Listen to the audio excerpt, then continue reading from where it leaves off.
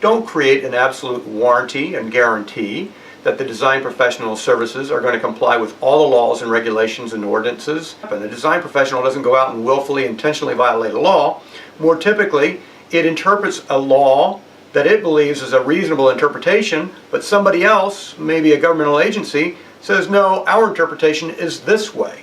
And unfortunately, they're the government, and they get to make that decision, and the owner of the project often has to make changes because of those governmental decisions. And the question is, does a design professional then have to redesign for free or even pay for the reconstruction or rip out and tear out of equipment and materials and work because a governmental agency says this violated the building codes?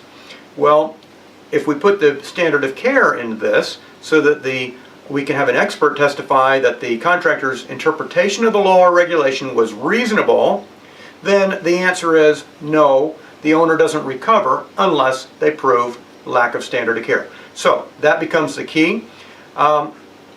So we want to put in that standard of care language, and so the next clause I'm going to put up has that. Consider the following, quote, design professional and owner will apply the reasonable standard of care to comply with applicable laws in effect at the time the services are performed hereunder, which to the best of their knowledge, information, and belief apply to their respective obligations under this agreement.